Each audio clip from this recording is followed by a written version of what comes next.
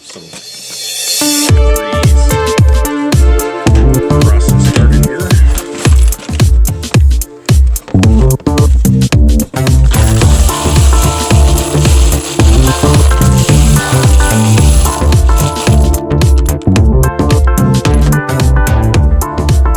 Some of these and throw them in the tumbler.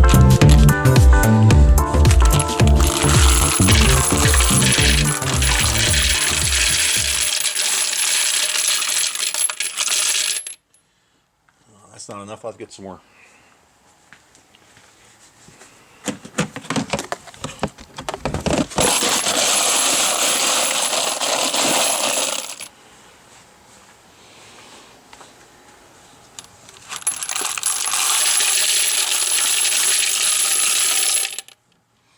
Yeah, that keep me busy for a while.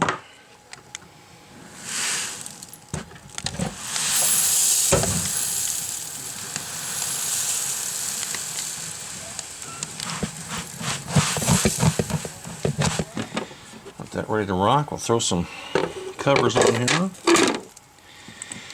and get this place a shaking and a rocking.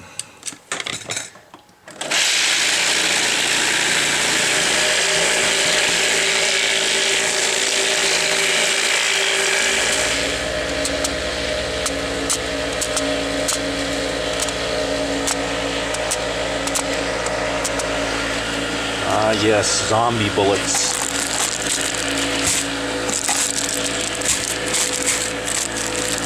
How do I get some zombies?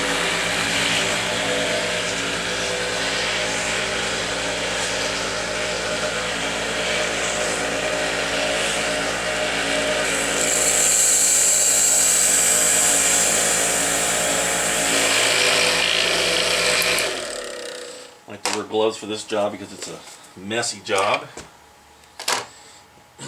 So as you can see, kind of looking in there, we have all the media, we have all the brass that's been cleaned. What we're going to do is we're going to dump this right into this tray.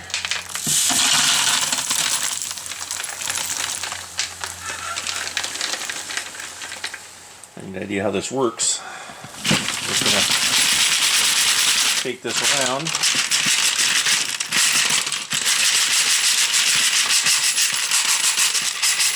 Next one is 40 caliber. Each color means a different size, so the yellow one was a 40 caliber, or 45 caliber and larger. This is the 40, 38, 40 caliber. And this one, the last one, the black one, does the last stage, or the 9mm, 223, anything smaller than that. And here's our finished product. Another one of those tricks I learned from XB Selwind or OX, whatever.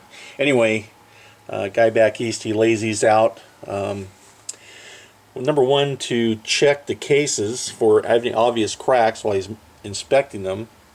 And then number two, when he uses a case lube, he can shoot the entire group.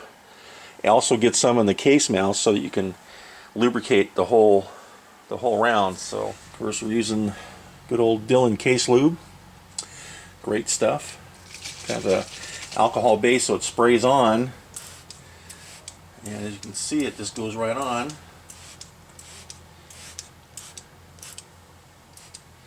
And you let that dry, and then put them in the tumbler, and we'll be ready to rock here. So we've got our brass all prepped. It's all been checked, cleaned, and now lubed.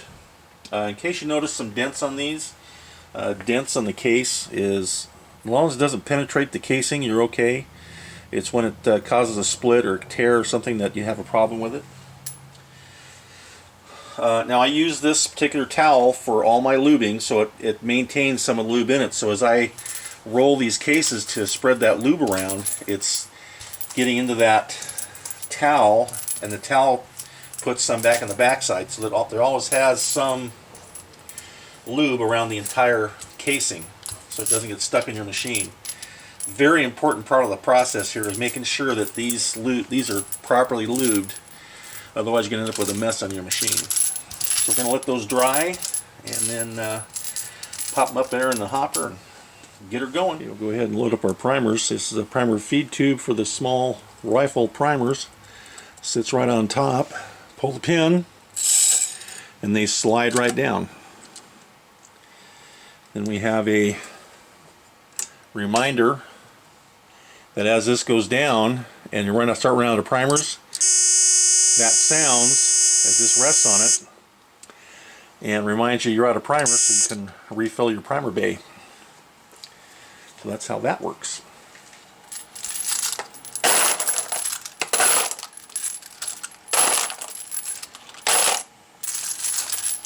Okay, they only recommend you put about 100 or so in the case feeder, so I'll put about half of this in there so you can see that. I'm going to put that right up here.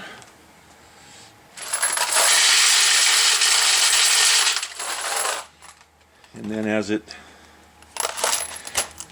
empties out, we will proceed to add the rest. Okay, so here we go. As we talked about before, there's 5 stations. The first one is the resizing, decapping.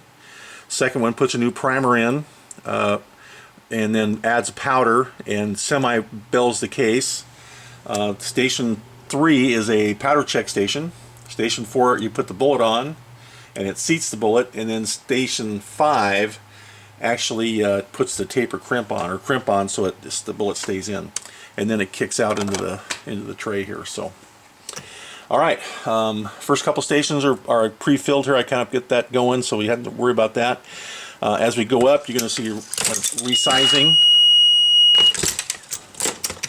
Okay, you push forward on this machine to seat the primer, so you actually feel that primer going in as you push forward, but it also slides the next case filled now. We have, just mentioning, when you set the primer, you also push the new case onto the shell plate, so you got to be sure that's all the way down, otherwise this doesn't fill right and it won't feed into the decapping resizing die properly. So you always want to make sure you start with the machine in the forward position, not neutral but forward, and then when you draw it back, what I like to do, especially when it's getting powder like this, is give it just a split second at the top of the stroke, because it's such a small neck size on the mouth, and I'm using stick powder, not ball powder. I'm using stick powder, so it takes a little while to get in there. So I give it a chance to actually get in there and go down the funnel into the cartridge. And as you can tell, my powder check is working. I've set correctly, right amount of powder, and there we have a new case entered here. This one just got a primer. If you can focus on that. Primer right there. Okay. So it's ready for its set of powder. I'm at station 4 now, so I'm going to start adding these wonderful looking zombie bullets made by Hornady. It's a 55 grain AMAX, but it's actually they call it a zombie bullet because it's got that green tip. Add that right on the top. Push forward again. Okay, now we've got everything going except for the final taper crimp. Okay, again, we're going to push forward on the machine to get it done. You know, one of the only things I've had go wrong on this machine is that sometimes, and I don't know if it's I'm doing it or the machine or whatever, but the cases get fed upside down, which kind of blocks everything up in here. So if it comes to a sudden stop, that's usually why. You never want to force anything on these machines. The Dillon machine's a great machine, but don't force it. If there's something wrong, you can always fix it. Okay? So now we got every station full. We're going to decap, resize. We're going to add a new primer, and then on the next stroke we're going to put powder on it and slightly bell the case. We're going to check powder here. We're going to add a new bullet here, and we're finally going to spit out a finished, completed round when it does the crimp. And there you are. Now the machine is fully loaded, and we're going to start ripping. But that's our finished round. We've got a case gauge here, and it fits right in there really nice. Comes right out easily, which is what you want. So everything's set up correctly. So we're just going to start making some bullets. Here we go.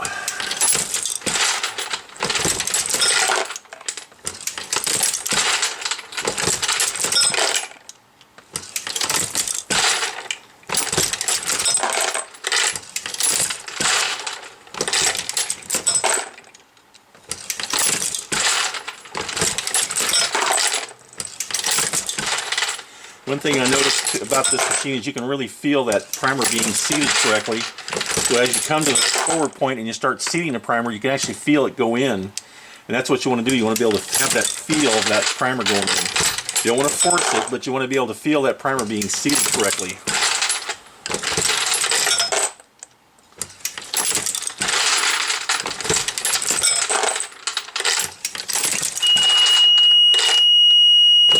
Okay, issue with the powder, we'll check it out. Usually it's because the rod did go in there correctly, and that's what the case here. We have powder up to where it's supposed to be. If you can see in there, but there's the powder level, which is fine.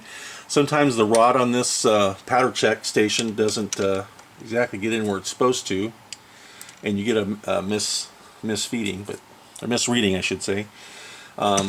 Again, always start forward. Even if you already seated the bullet, make sure that everything's done right. Start there, then go up. Then you can see that you left off in the right spot.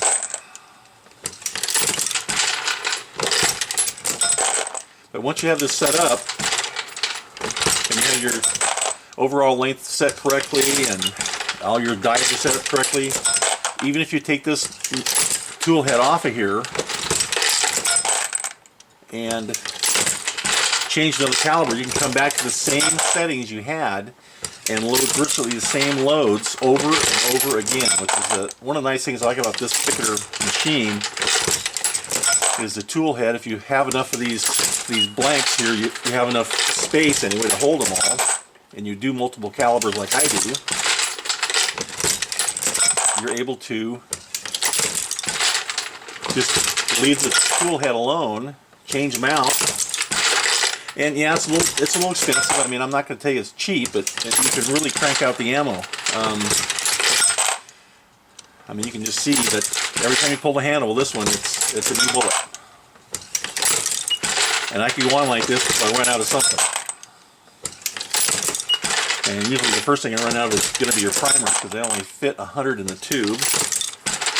And that primer tube, by the way, is a aluminum tube encased in a steel tube here. So if anything goes wrong in the process, and it's happened before, I know it's happened because I've seen it on YouTube, but everything stays contained within this or shoots it up to your ceiling. So they're well constructed and well thought out as far as the way they've put these together for the protection of both the rounds you're making and the operator. I mean, you really have to be doing something wrong to not get this correct. It really is as easy as it looks. You just have to pay attention, set things up correctly, keep your workspace clean. That's a big thing. And you're gonna get powder. You're gonna spill stuff. You're gonna have extra primers around. It happens.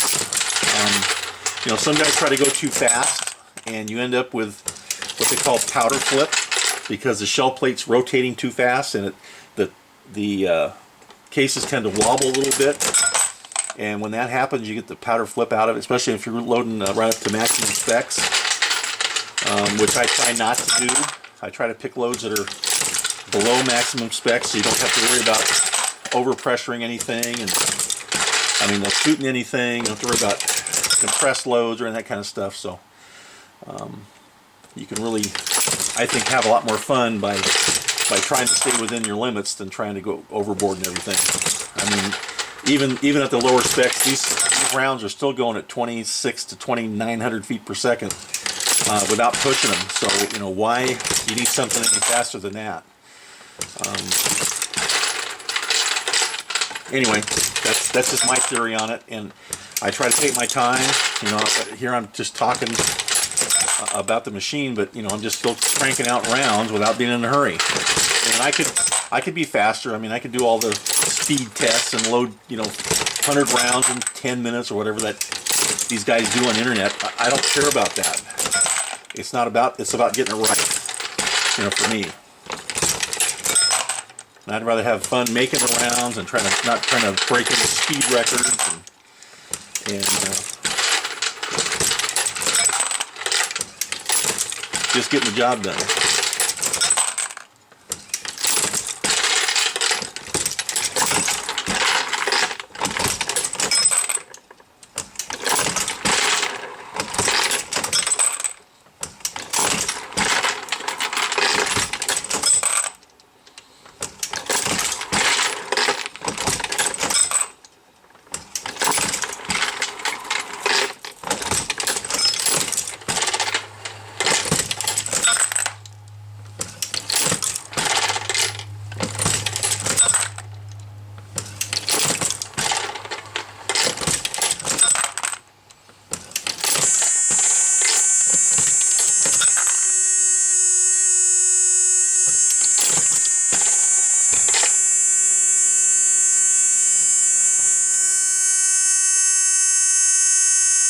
Okay, that's our primer indicator telling us we're out of primers.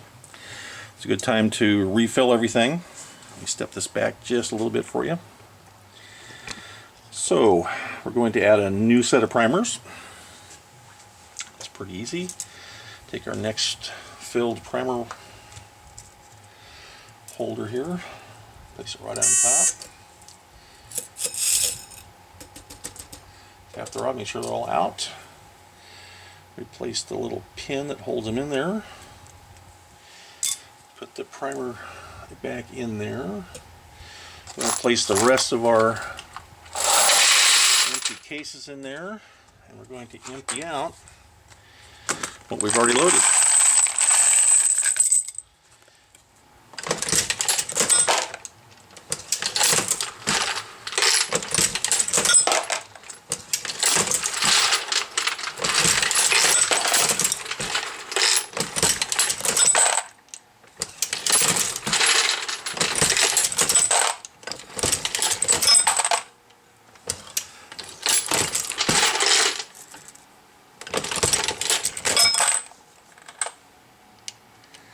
Be able to see some of that powder flick as you come around, and sometimes it just flicks a little bit out, but it's just enough to mess up your machine if you keep it up. You try to go as slowly as possible and you get that last part of that upstroke, and don't just power it in there. You just want to have a chance to get the primer seated, get the shell plate to turn without spilling any powder. So it's pretty simple.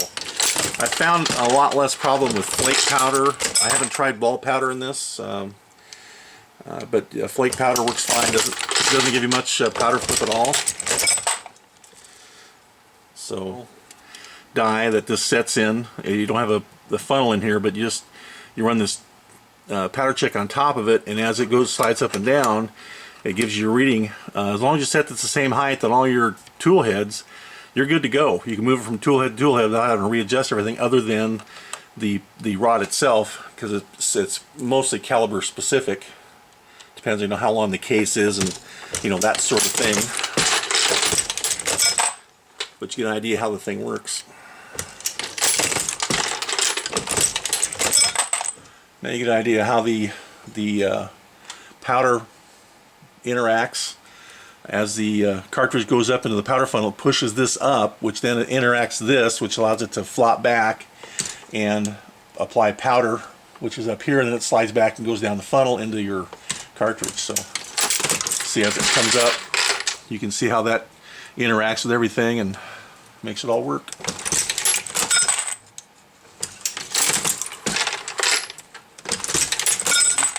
Exactly, the number of loads out of your 7,000 grains in 1 pound. You always have some spillage. You always have a little bit of this. You have to take that into account. And mistakes do happen. I've got a couple rounds where the primer actually flipped in the tray and got inserted upside down. They're completed rounds. Everything's done except the primer is upside down. So you have to inspect your ammo when you get done. Make sure it's all correct. You have to look at it and make sure it fits in the case gauge. These are invaluable, these guys right here. As far as checking, they have a high-low sensor, and then you can check the brass itself, so you can get an idea of what if it needs to be trimmed or what have you. But just don't be in a hurry. I mean, focus on what you're doing. Don't be in a hurry. Don't get distracted. I've been filming most of the time here, so I'm kind of talking and walking, and usually when I'm doing this, I really watch out what I'm doing. And,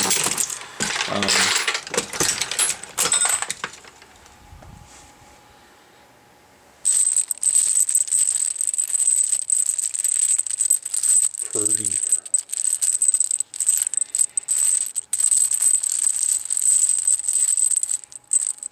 So what I'll do is I run each one of these through my case gauge to make sure they go in and out as easily as possible, which they all should do. You want them to be on the case gauge. You want them to be as flat across the top as possible, not higher than the high ridge or lower than the low ridge in there. I don't know if you can see that or not. There's a low ridge in there. You want it lower than that. And you don't want the case to stick out beyond the end of that. So, but as long as the round goes in and out like that, you're golden. So I'll get those checked out and in the box and call it a night. So again, another tutorial, so to speak, on things I've learned about the Dillon 650. Again, great machine. Love it. If I had the money, I'd buy another one, probably. They're easy to change over from caliber to caliber. You do have to change out your primer feed for large or small primers. I did small rifle primers here. Now I can do, if I want to, like 9mm, 40 Smith & Wesson 38 Special. You can do all those on small size. The large primers are in like 45 ACP, any of your larger bore rifles from 243 on up, and then your like 45 long Colts, those kind of things. But you know, I don't have the dice for all those, but some of them. So there you have it. Another look at the Dillon XL 650 from Dillon Precision. By the way, they have great calendars too. Did I mention that? Really liking this August. Holy moly. It's all pretty hot.